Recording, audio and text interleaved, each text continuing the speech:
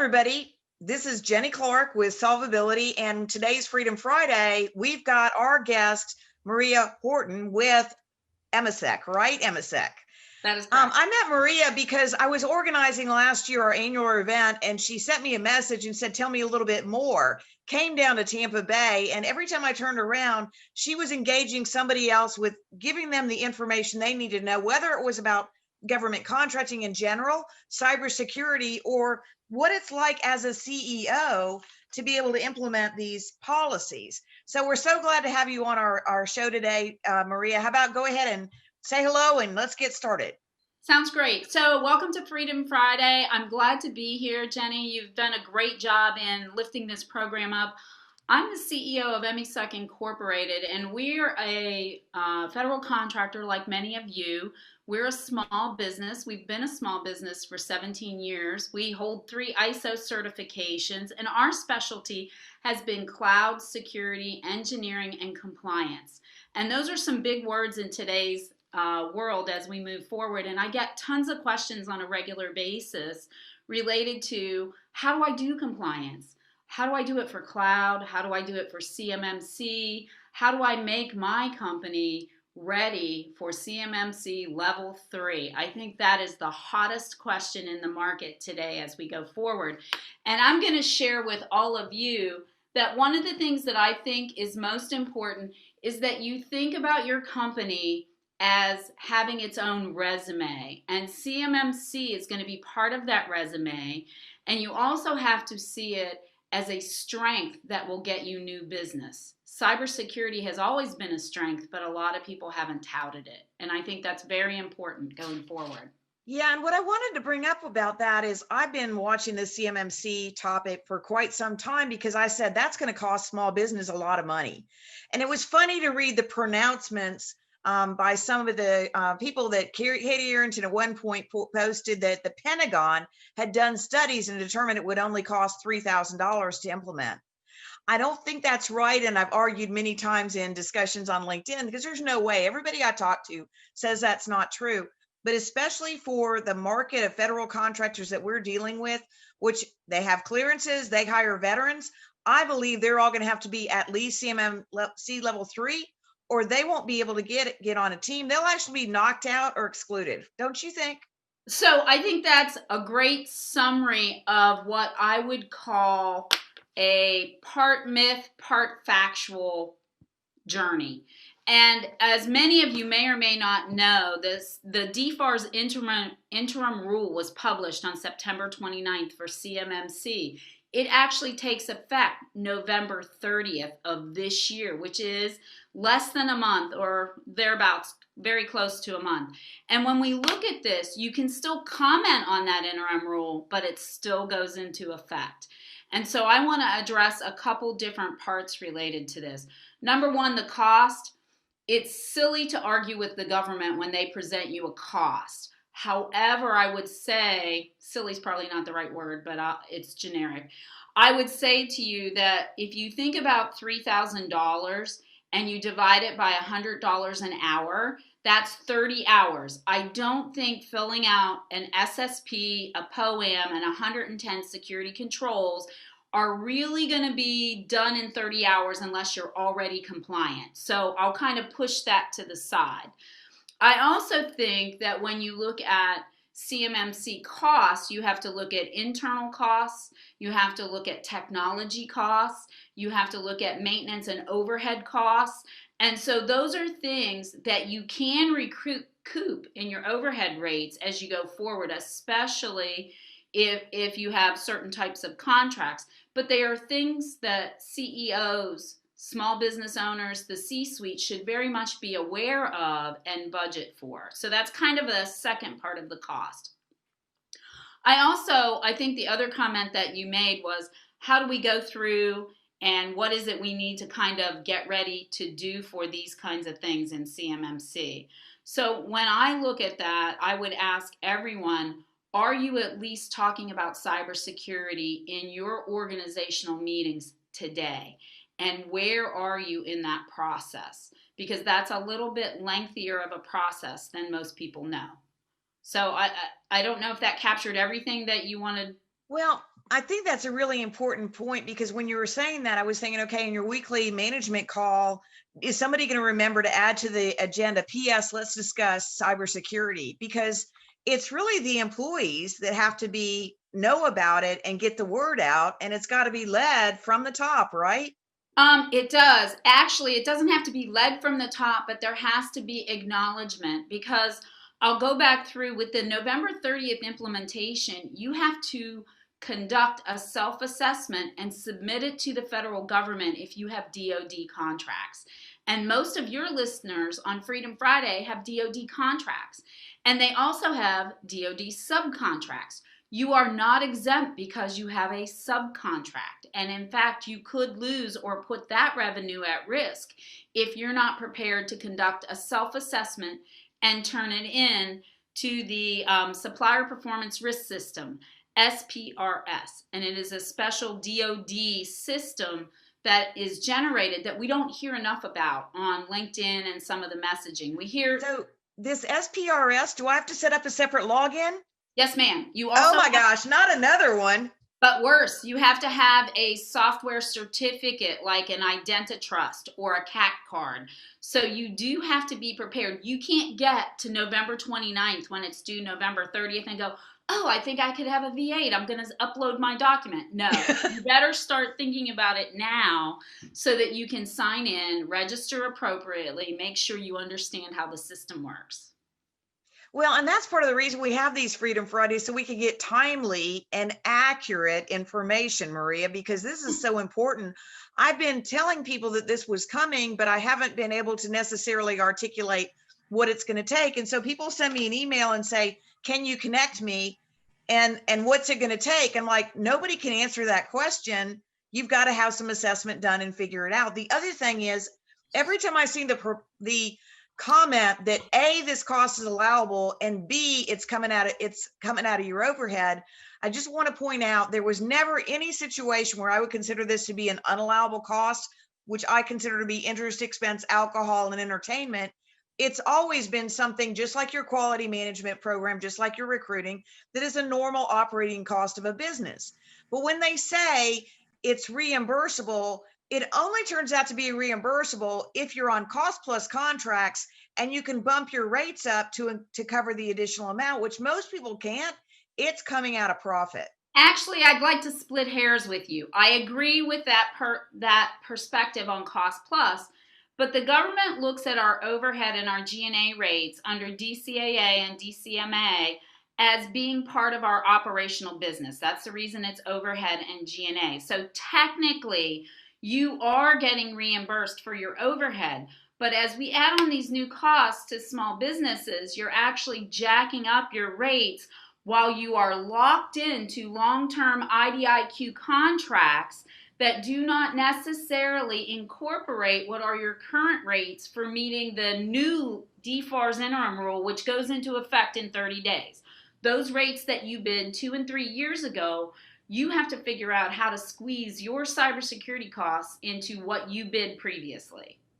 Well, that is such a perfect point, and you made it so well, because it's like that's kind of the whole thing with government contracting these days. We had a lot of price competition. Everybody locked in IDIQs. The only way you could get on an IDIQ is go as skinny as possible. And now we're having the other side of the problem where they want us to have all these additional rules, but we can't do it. And if we keep cutting our rates to win more work, we have no money. It's kind of that downward spiral, and we don't really like to talk about that. I want to talk a little bit more about the rollout of CMMC and the impact for small businesses, if you don't mind. Perfect. One of the things that I think is important in looking at the DFARS interim rule is the fact that by 2025, September 30th, the end of that fiscal year, that all DoD contractors will have to have been assessed by a CMMC approved 3PAO. They're going to call them C3PAOs.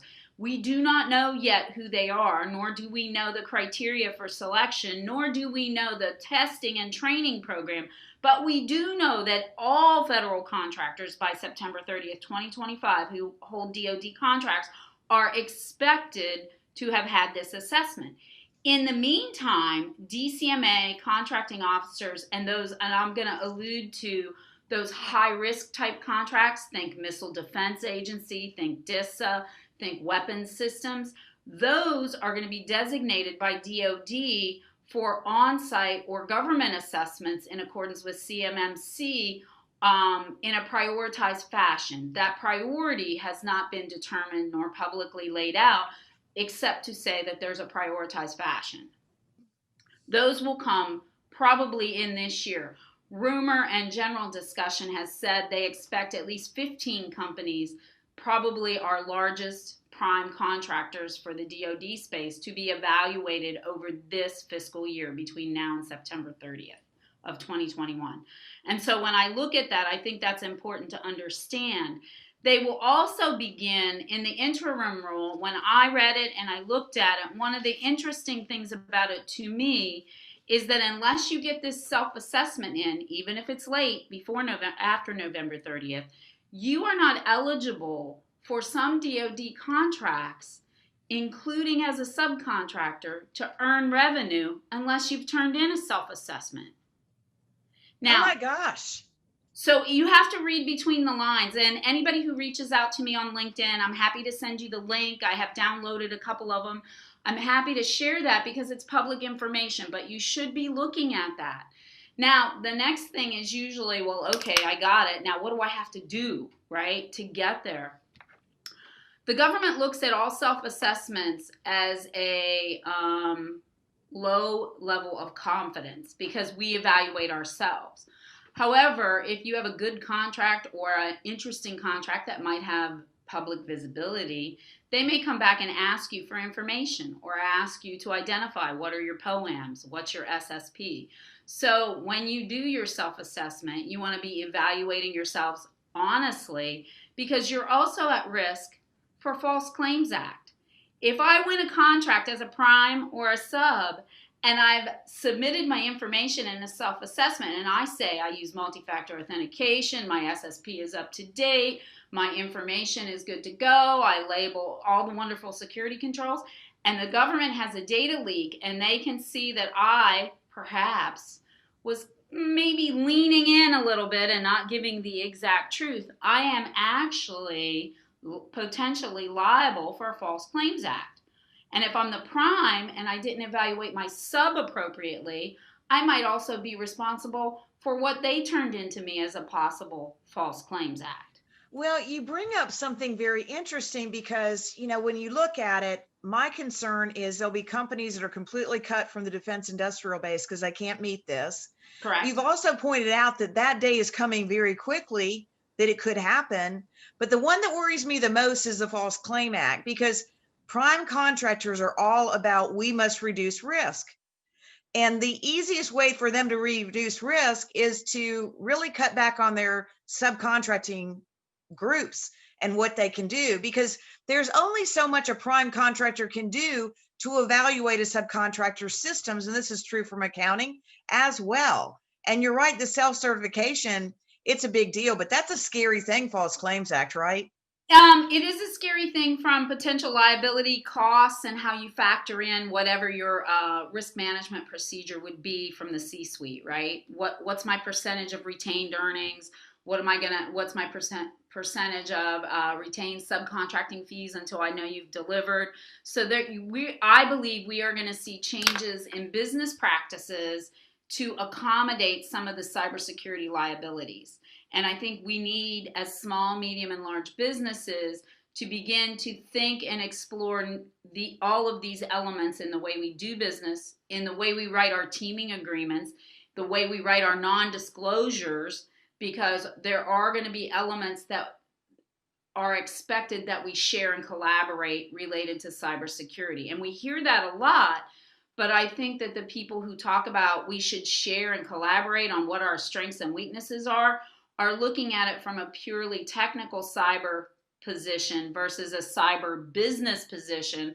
I need to make revenue. I need to retain my employees. I need to be profitable. I need to move. There are a lot of elements to consider when we look at these things.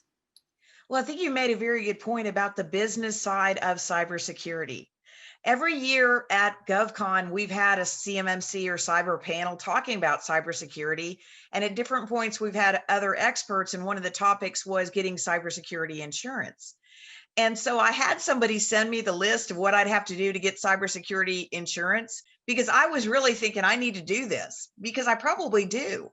But I just looked at it, I said, there's no way that I can do this. And what I've done is really reduce my interaction with my clients of what I'm going to do because I cannot affect their liability. So cyber liability insurance, errors and omissions, typically, I'm a proponent of that. Number one, we're dealing with astronomical figures. So let's say you have a data leak somewhere and you have to pay for the credit checks at $139 a pop for X number of years. That's a pretty big number if you or someone who works for you makes a mistake. Cyber liability insurance is one way to mitigate that risk a little bit, right? So the companies that are really doing the work should be thinking about that, in my opinion. But I want to go back to something else that you said, because I'm not yet 100% in agreement. I'm leaning in the same direction as you, that large companies will reduce their risk and reduce the number of subcontractors. I believe some degree of that is true, but I also believe that we're going to see different management approaches and different tiered levels of subcontractors, and that as you build your business, you're going to need to think about not only your networking, but your relationship building from the perspective of doing similar work. I think the teaming aspects will become stronger. You're going to want to be a primary teammate for somebody on multiple gigs so that you're building a trust relationship versus hit or miss, 1-1-1 or 1-2-1-2.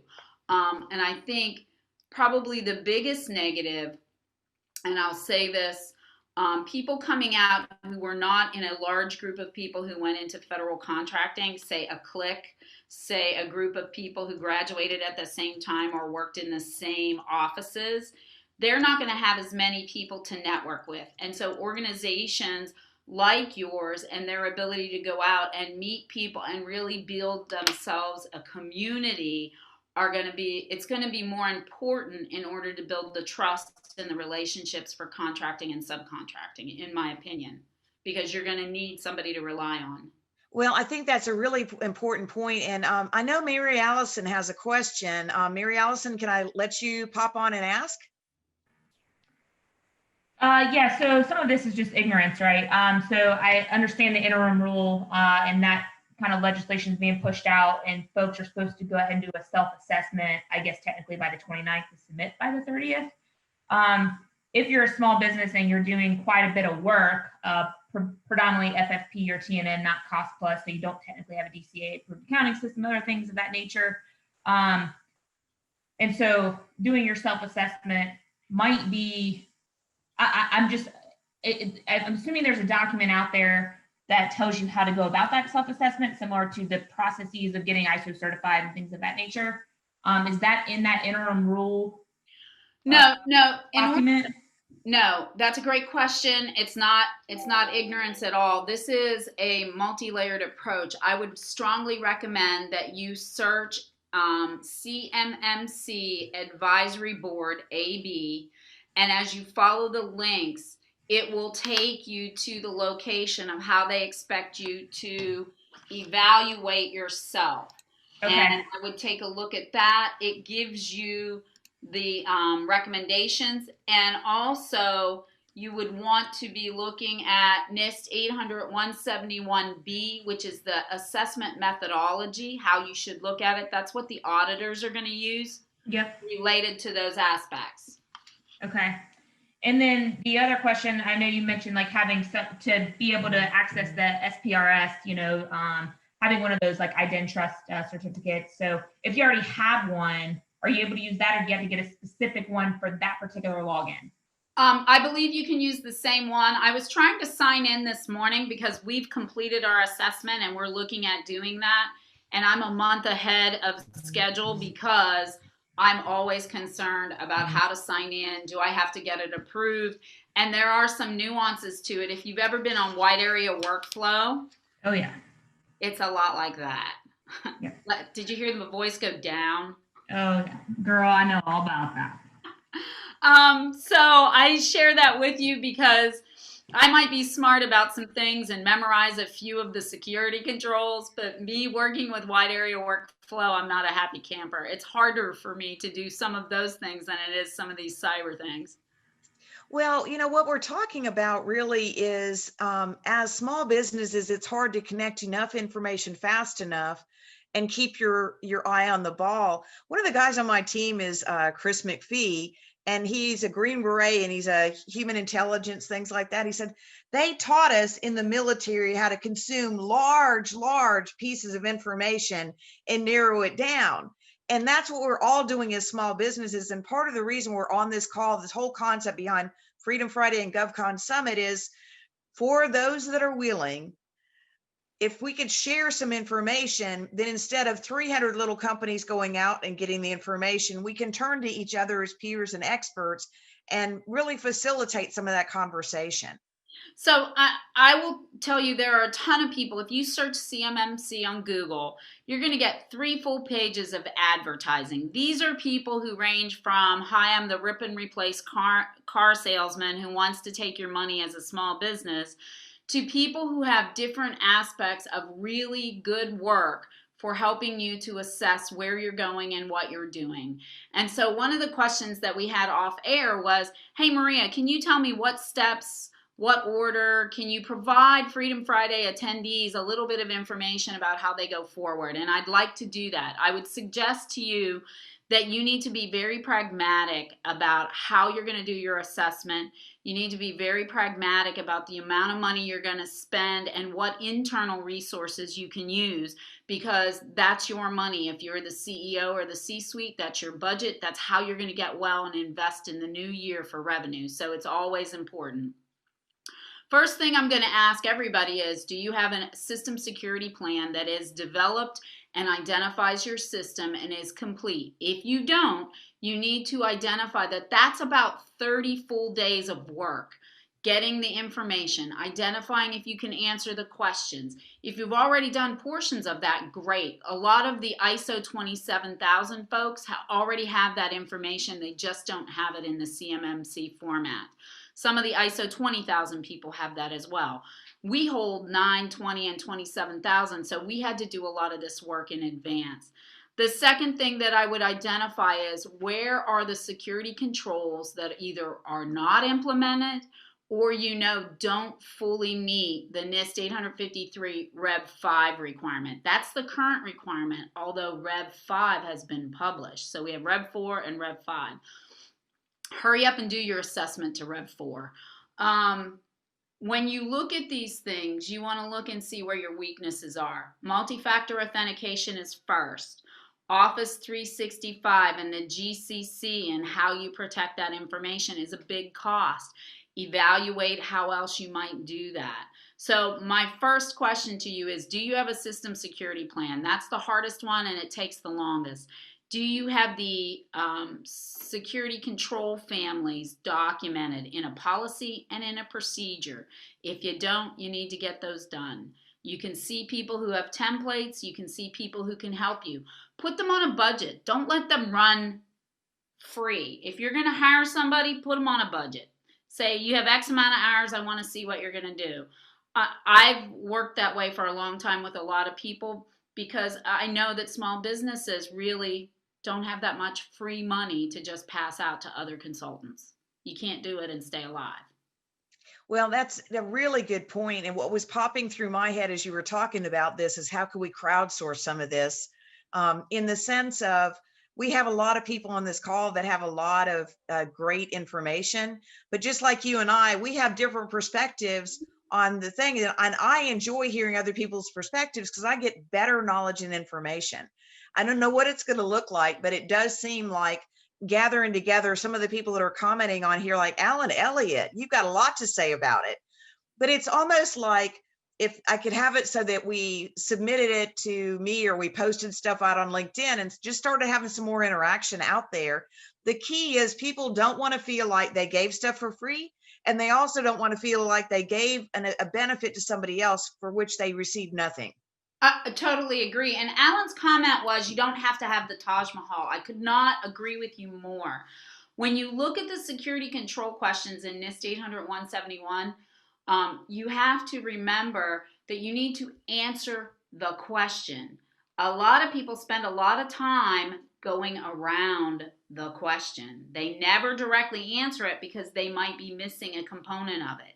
So when I think about how to answer these things, I tell people, describe your capability. Tell us what evidence you have to support that capability. Do you have a policy? Do you have a procedure? Can you look at a configuration setting, right? What's missing? It's the what's missing that's going to get you in trouble, and maybe it won't, because you might be missing or need to update a policy. That's okay. You have a policy. It's not perfect, but you can submit your self-assessment and kind of work that on the back end, right? These are dynamic processes. So Alan, thank you. That's a great comment. Well, I think this kind of goes along with when you're responding to an RFP, people do a compliance matrix. And what you're talking about is looking at what you've got and organizing it. The other thing, I had a great conversation today with a guy that's going on Sivers. And he was explaining he's doing all these responses and things like that. And things get rejected. And he's like, it's just because it was 5 pages instead of 4. I'm like, that's like the basics of government contracts. You got to know how to transfer data to another form. And it's like, you've got to find a way to organize your data so you can put your hands on it quickly, use boilerplate, know what the requirements are, build skeletons. Any other advice before we wrap it up? Absolutely. Great last minute question. So I would say to you, you want to understand what is controlled unclassified information that you are protecting, or controlled technical information. You are being asked to evaluate your company and the systems that you use related specifically to CUI and CTI and where it flows. If you have systems at your headquarters that have no CUI, they never touch that, you use it for some other corporate proprietary reason, doesn't have to be in your SSP, doesn't have to be addressed. So you have to think about what systems are you managing that have the potential to share government, CUI, and CTI. Well, and that's a great way to wrap it up. I am going to call on one last person because I really appreciate it when the Freedom Information people join us. Alan Harper, would you just mind making a comment and giving us your thoughts as well? I don't think Alan's list is on here anymore. What about Tim Hartman? Alan is on. Hey, Alan, say hello. Hello, everyone. Yeah, sorry, I was looking for the mute button. I think there's a lot of challenges out, even for Freedom. We're such a small little company with less than 30 people, and we haven't even reached. We don't have any DoD contracts. We want to go into this area, and it's like a mountain. It is just like a mountain, trying to figure out what to do and how to do it. And the crazy piece is that there is so much information out there, and everyone has a different twist and turn on what you should do. So this group is really great. It comes together. It brings a lot of people together. This Freedom Friday has brought a lot of people together to talk about CMMC and to kind of get an idea as to kind of help provide some kind of guidance. So I think there's a lot of people out there looking for help, and they don't know where to go. And I think we've laid out a lot of we've put a lot of time and effort into kind of laying things out for ourselves. So I think we're doing all right, but it takes time, and trying to find the right information is a challenge sometimes. Well, I'm really glad that everybody's been on with us today. And, I'm so excited about what we're putting together as a group, because we're evolving from our GovCon Summit last year and into Freedom Friday. And actually what I'm doing is creating an alliance membership program so that people that join us before December 31st can be a part of an annual program that includes GovCon Summit. And here's why. In the past, when I organized GovCon Summit, people would always say, well, who's going to be there? And I go, well, they haven't signed up. I don't know yet. This year, what we're doing is we're getting people signed up early so we can spotlight a number of those companies and start introducing them now, so that when you get to GovCon Summit, you will probably know a bunch of people because I've already introduced as many of them as possible. So I do want to have one more thing. Emily, would you just talk about your upcoming podcast episode with Russ Barnes as we wrap this up?